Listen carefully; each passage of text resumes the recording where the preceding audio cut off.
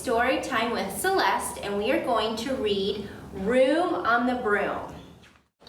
Room on the Broom. You can see all these cute little hats and a bow and a wand and a little broomstick and all the leaves. Room on the Broom. The witch had a cat and a hat that was black and a long ginger hair and a braid down her back. How the cat purred and how the witch grinned as they sat on their broomstick and flew through the wind. But how the witch wailed and how the cat spat when the wind blew so wildly it blew off the hat. Down, cried the witch, and they flew to the ground. They searched for the hat, but no hat could be found. Then out of the bushes, on the thundering paws, there bounded a dog with the hat in his jaws. He dropped it politely, then eagerly said, as the witch pulled the hat firmly down on her head, I am a dog, as neat as can be.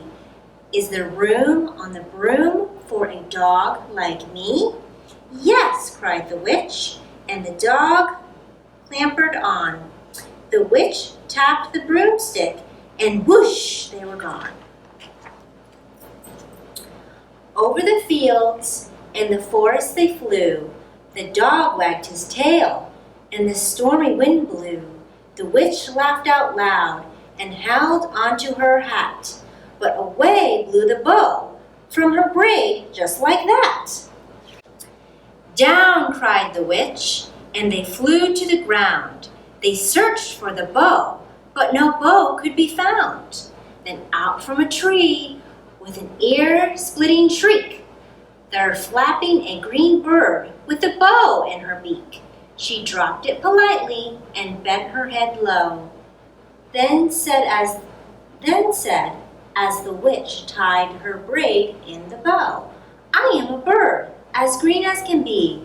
Is there room on the broom for a bird like me?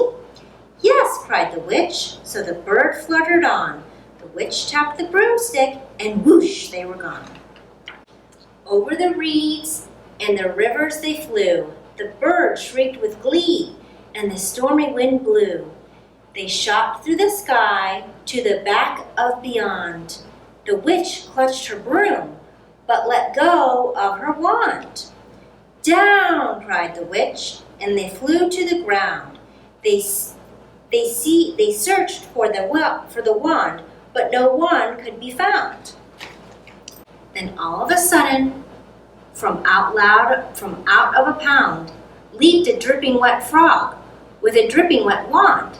He dropped it politely, then said with a croak, as the witch dried the wand on a fold of her cloak, I am a frog, as clean as can be.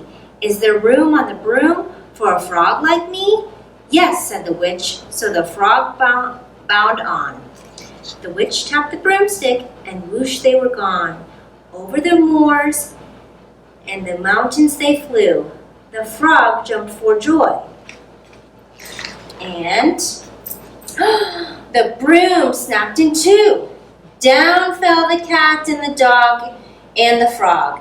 Down they went, tumbling into a bog.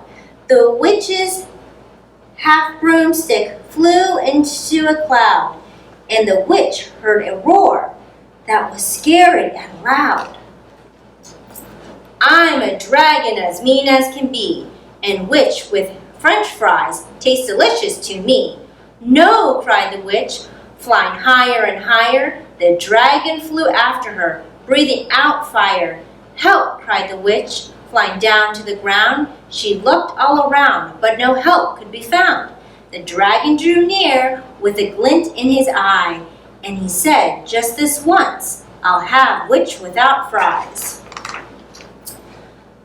But just as he planned to begin on his feast, from out of a ditch rose a horrible beast. It was tall, dark, and sticky, and feathered and furry.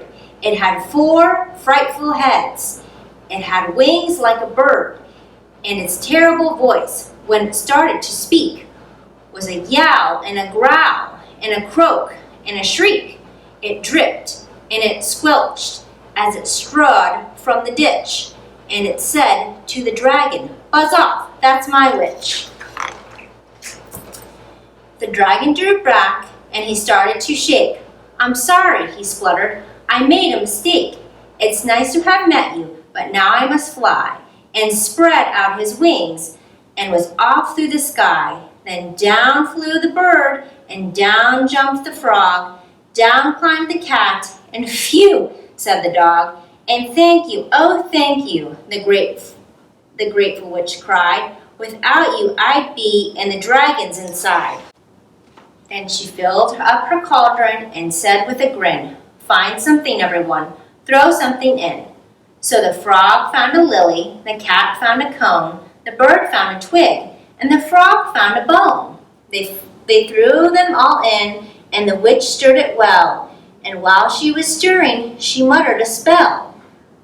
Liggity, ziggity, zaggity, zoom. Then out rose a truly magnificent broom, with seats for the witch and the cat and the dog, and a nest for the bird, and a pool for the frog. "Yes," cried the witch, and they all climbed on. The witch tapped the broomstick, and whoosh, they were gone. The end.